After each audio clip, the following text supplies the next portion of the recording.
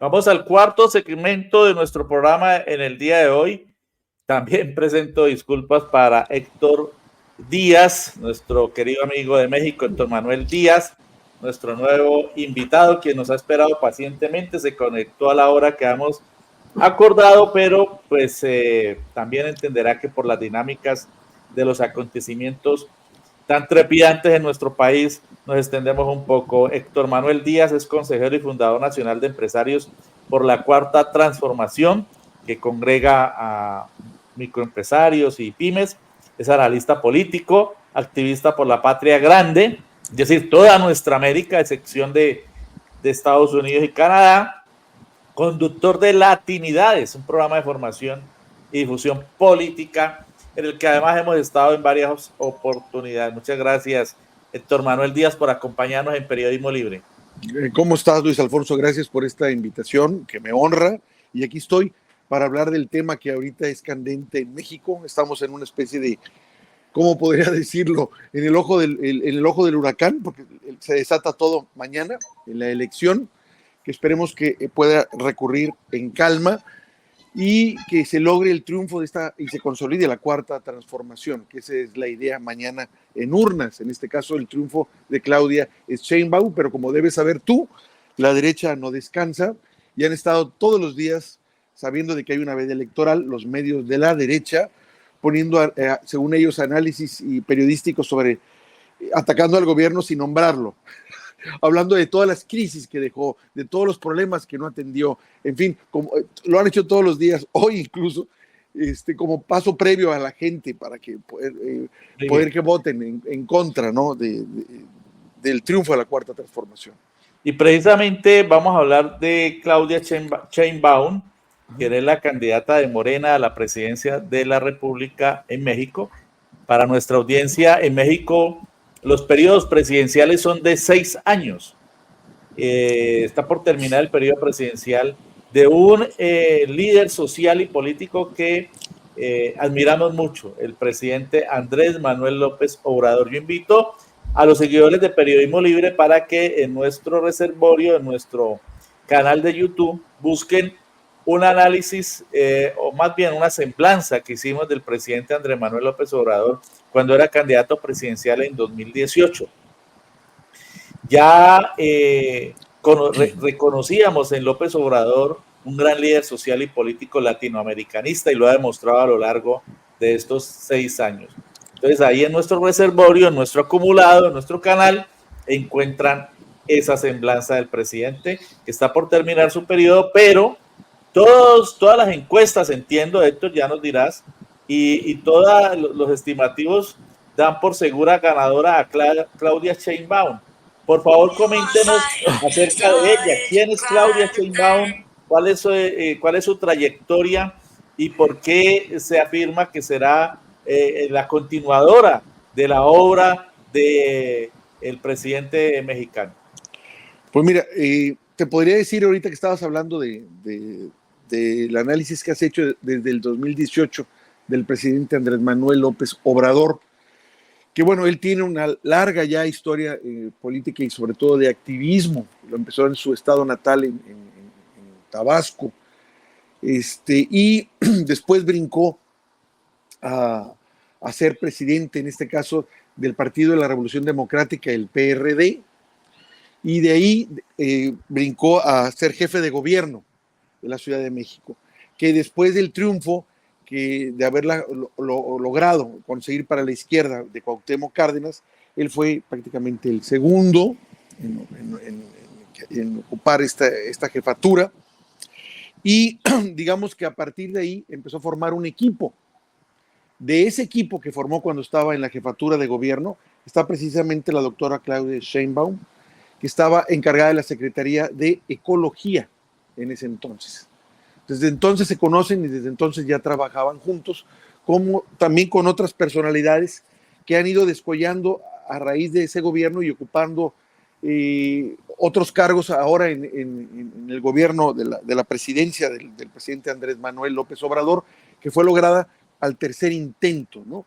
En el 2006, que fue el primer fraude que le hicieron al actual presidente, se esperaba que México realmente tuviera ese cambio a la izquierda con Andrés Manuel López Obrador para poder cerrar esa pinza de gobiernos progresistas o de izquierdas que ya había en América Latina, como el gobierno de Cristina Kirchner, el gobierno de Lula, el gobierno de Correa, el gobierno de Bolivia, que estaba Evo Morales allá en Bolivia, por mencionar algunos, ¿no? Y se esperaba que México llegara a ese proceso, y ese proceso fue, bueno, fraudulentamente torpedeado, porque se temía con mucho miedo, se temía así pavorosamente que México pudiera cerrar esa pinza y coronara esa ola progresista que se daba en esas fechas, y quedó trunca. Sin embargo, esas ansias y esas aspiraciones de la gente no quedaron así, quedaron en estado latente. Posteriormente, en el 2012, el presidente volvió a encabezar el movimiento para buscar lograr la presidencia, y le volvieron a hacer lo mismo. Por segunda ocasión en el 2012, que fue cuando ganó el presidente Enrique Peña Nieto, y ahora en el 2018 el triunfo fue tan contundente, no pudieron hacer el fraude electoral al que estaban acostumbrados a hacer, con más de 30 millones de votos, que no había forma de poder hacer ese fraude. Y sí, se logró esta presidencia. Y dentro de esta, cuando se logra la presidencia, previamente el presidente dentro de su partido había solicitado a Claudia Sheinbaum que buscara la candidatura en una de las delegaciones que conforman la Ciudad de México, y lo hizo. De modo tal que cuando él logra la presidencia ahora en el 2018, ella también se lanza como candidata a la jefatura de la Ciudad de México, y la logra, lo logran los dos. Y ahorita, cuando ya está por terminar en la línea recta de su sexenio, el presidente Andrés Manuel López Obrador, está ella ya también ahora emparejada para poder lograr la presidencia, ahora en el 2024, este 2 de junio, mañana, en esta elección histórica, porque por primera vez se van a elegir más de 20,000 funcionarios públicos, entre senadores, diputados federales y locales, regidores, alcaldes y gobernaturas, y obviamente la presidencia. Es la elección más grande en cuanto a elegir funcionarios públicos. Y no sé, es una mega elección, Héctor. Es una mega elección en la que se convocan a 95 millones de mexicanos para votar. Que para mí es algo así, es un número enorme, ¿no? Y es que Ciudad de México, Héctor, es una ciudad gigantesca, ¿no? De más de 20 millones de habitantes. Exacto. Es muy grande, está todo centrado ahí todavía, por desgracia, porque al final de cuentas yo, como estoy, digamos, en un estado del norte, les tenemos que recordar de repente a los del centro, y decir, oye, aquí estamos. Sin todo el resto, no soy ustedes nada, hay que recordarles a veces eso. Coméntenos, Héctor, desde dónde nos estás hablando para toda nuestra audiencia, porque es muy importante también la descentralización, ¿no? Es decir, claro, la lucha de los pueblos, porque los territorios también sean reconocidos y no solo los centros de poder. Exacto. Bueno, yo estoy en Monterrey, Nuevo León, que es el llamado centro industrial del país, porque aquí incluso hay empresas emblemáticas que son muy fuertes y poderosas, incluso no nomás en el país, sino en América Latina. Desde aquí estamos, digamos, en esta reunión contigo. Estamos a una desde hora. Allí emite Héctor, perdóname, desde allí emite Héctor Latinidades, que es un espacio también alternativo de análisis, de reflexión, de opinión, de información sobre lo que denominamos la patria grande, de reivindicación de ese concepto de la patria grande que es tan importante para todos los seres humanos solidarios e internacionalistas, ¿no, Héctor? Sí, y estamos a 1 hora y media de manejo de la frontera con el imperio. Somos prácticamente, literalmente, la primera trinchera de todo el continente. Entonces eso, Héctor, no es cualquier cosa.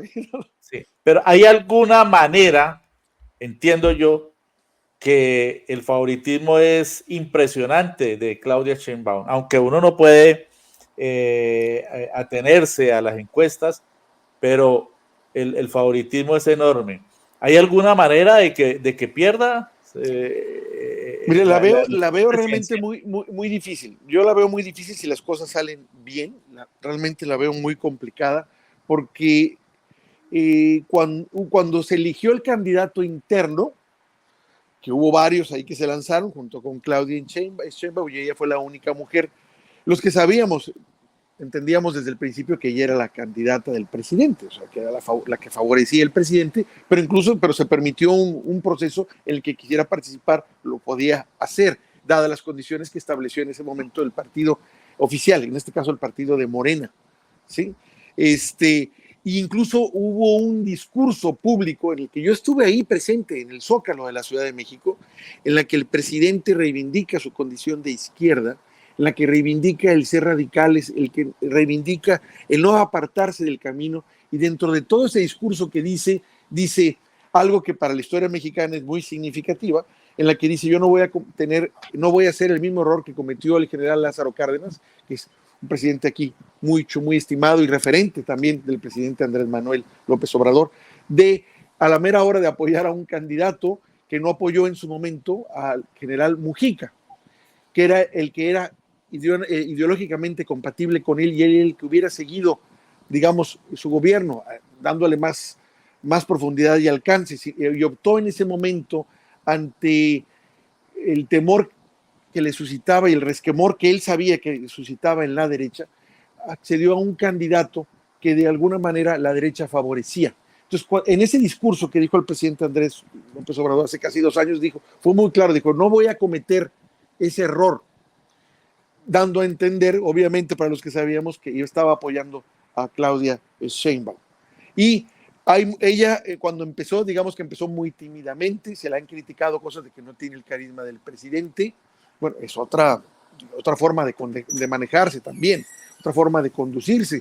Los cargos logrados por ella académicamente hablan de una formación muy profesional, científica, pero también hay que comentar que conforme fue avanzando el proceso interno de Morena para ser la candidata interna, y ahora ya plenamente la candidata oficial del partido, que se refrendaría en este caso ya en las elecciones, la candidatura de ella a la presidencia mañana, fue desarrollando también una fuerza muy similar a la que llegó a manejar el presidente en sus candidaturas. Me refiero, la gente se acerca, la toca, la gente se entusiasma con ella, y eso ha ido creciendo a raíz desde que ella fue postulada primero internamente hasta a manera oficial. Eso es importante. Bueno, Héctor, entonces lo que entiendo, Héctor, es que es imposible que pierda.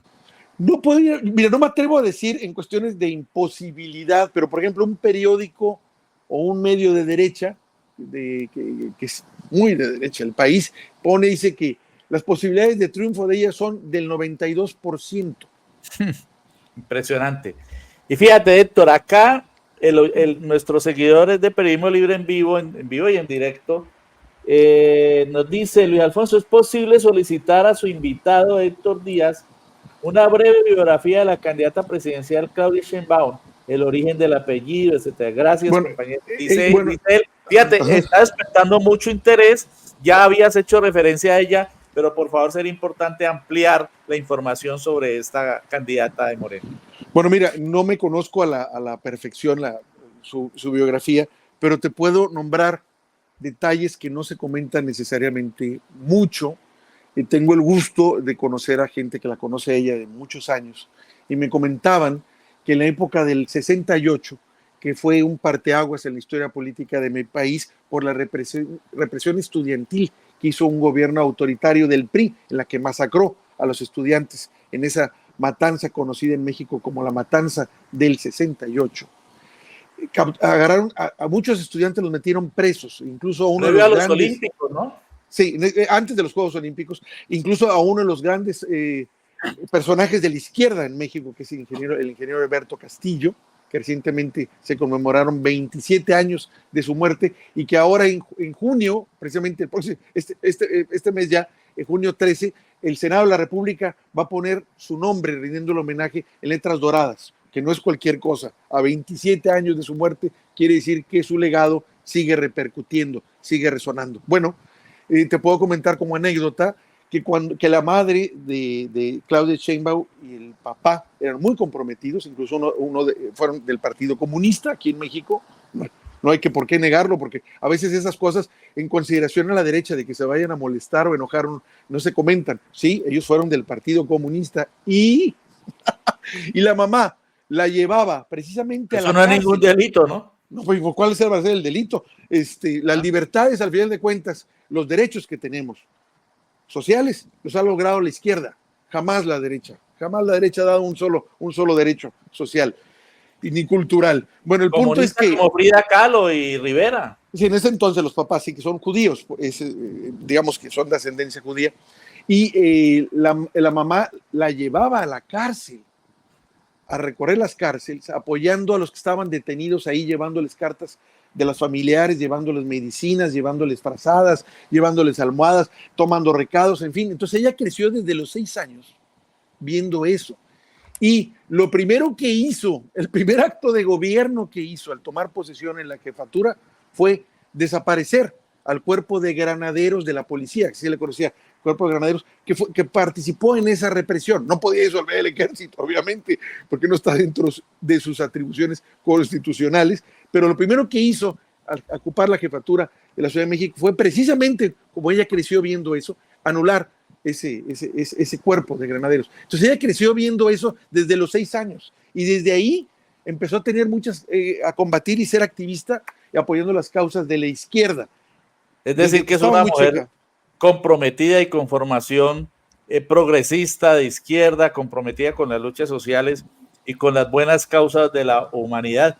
Y por eso el presidente Andrés Manuel López Obrador ha incidido tanto en el sentido de que ella sea quien continúe su obra. Y a propósito de la obra de López Obrador, y no es una tautología, coméntanos, Héctor, acerca de lo que deja el gobierno del presidente Andrés Manuel López, porque, como ocurre en Colombia, en México la oligarquía le desató una guerra brutal para torpedear sus proyectos, para torpedear sus ejecutorias, para interponerse en el cumplimiento de su programa de gobierno, pero aún así el presidente López Obrador, entendemos, conserva un altísimo nivel de popularidad, tanto que la candidata que él respalda, pues es la más segura presidenta de México. Mira, él deja un legado muy grande, incluso podría mencionar algunos de sus grandes logros de gobierno, pero creo que si yo resumiera cuál fue el legado que él dejó 3 principios que ahora la gente los toma: no mentir, no robar y no traicionar. Eso se exige como medio de conducta. Y dejó algo también muy grande: la esperanza. Por primera vez te puedo decir que México, la mayoría de los que votaron por el presidente y que lo siguen apoyando, y por eso su aumento en la popularidad es cada vez pues, mayor, a niveles que ningún partido del PRI o del PAN lograron obtener, jamás, es el poderte ver con dignidad y con respeto, porque lo que hacían los gobiernos del PRIAN era realmente tomar las cosas muy malas que dejó el otro y cuando terminar su sexenio dejarlas todavía peor. Daba hasta vergüenza cuestionarse el ser mexicano ante el mundo. Obviamente con toda esa prensa dirigida desde Estados Unidos, así como en su momento en Colombia era vergonzoso decir que eras colombiano por todo lo que se manejaba en Estados Unidos en relación a drogas. Y sí, cuando hacías todo ese análisis de dónde venía eso, como aquí en México, del norte, pero haciendo un análisis más preciso de quién también, pues de las oligarquías propias de México y de Colombia, que de alguna forma estaban convencidas y de acuerdo con esa imagen que nos vendían. Entonces, el presidente generó esa esperanza de que México podía ser distinto. Eso es algo mucho más grande, si tú quieres, que lo que ha podido hacer él, porque él apenas empezó una transformación. Por eso se habla de un segundo piso. ¿Sí? Se hicieron transformaciones grandes, sobre todo de orientación, no necesariamente todavía de avance, porque mover, digamos, a un elefante como estaba, empezarlo a mover ya es un triunfo, ya moverlo 5 centímetros, 10 centímetros, digamos que se lograron varios centímetros, casi 1 metro si tú quieres en algunas áreas, pero el asunto no es eso, sino la mirada es a kilómetros, que eso sería el segundo piso que está proponiendo este gobierno. Entonces, podría mencionarte logros muy grandes como el aumento del salario mínimo que fue el 90%, el que ya no hubiera pensión para los presidentes, que encima de que te robaban y te saqueaban 6 años, todavía le tenías que dar una pensión. y todavía tenías que pagarle personal, y el personal era muy amplio.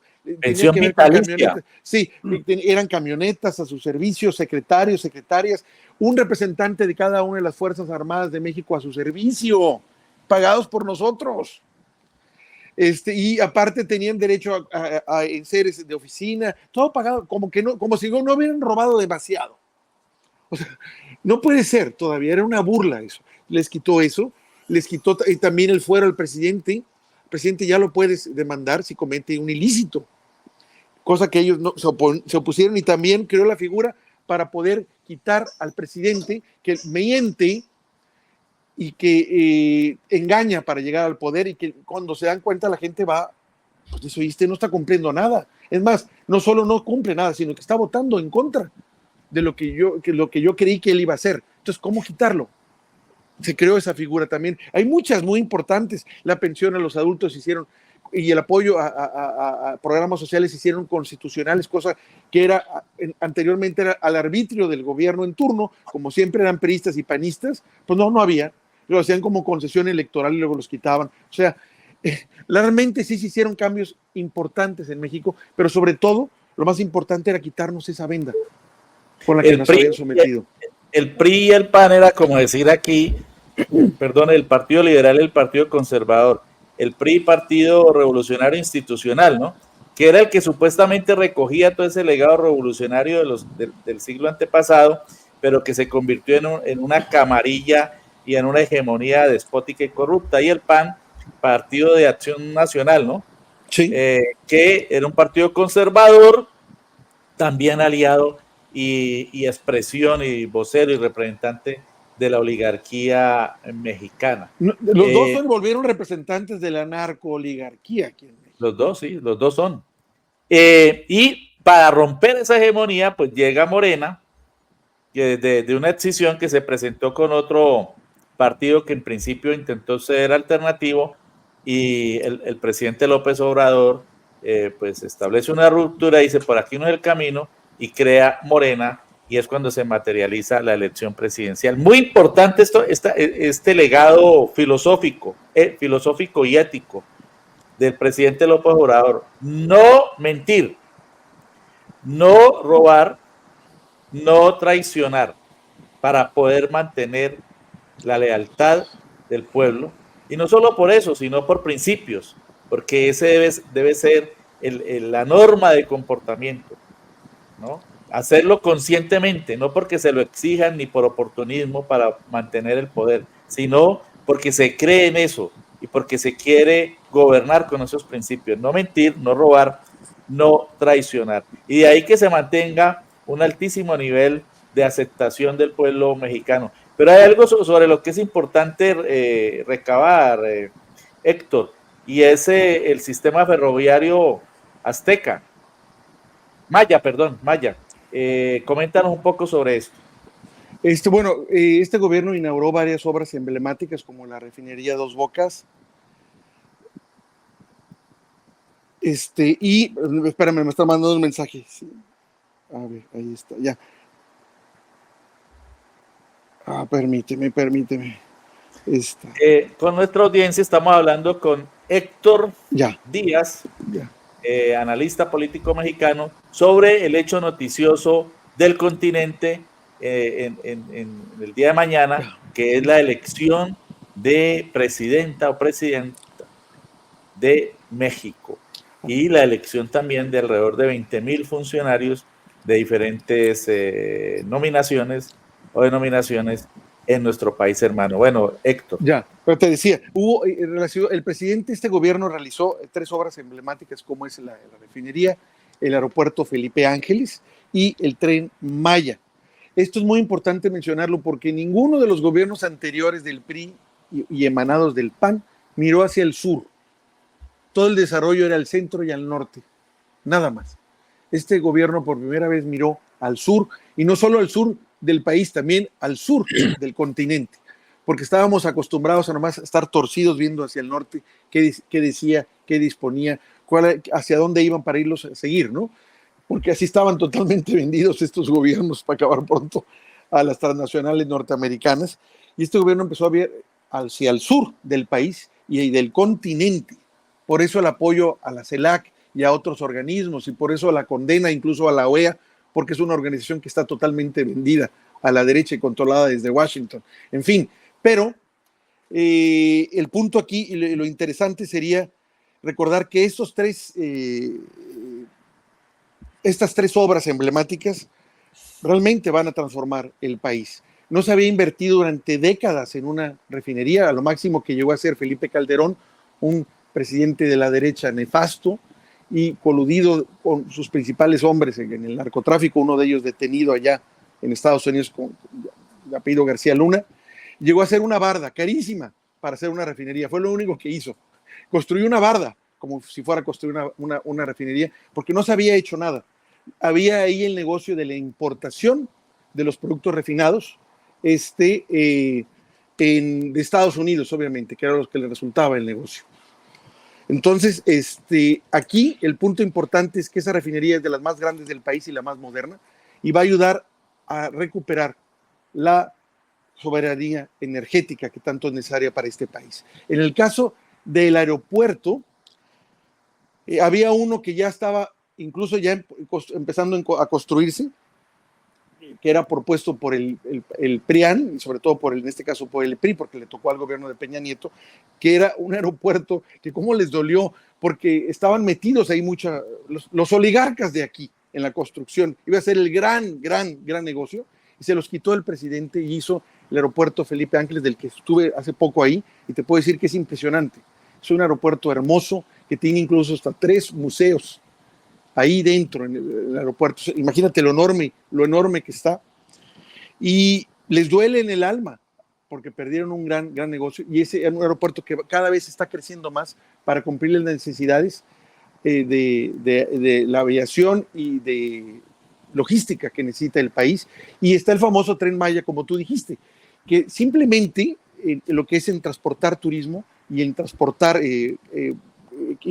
carga, básicamente, está detonando ya por toda la cantidad de empleos que genera y digamos empleos indirectos este Tren Maya allá en la zona. Entonces realmente esto está detonando la economía del sur y del resto del país. Finalmente, Héctor, algunas informaciones coyunturales. ¿Para qué hora se espera ya un resultado de los comicios presidenciales en México?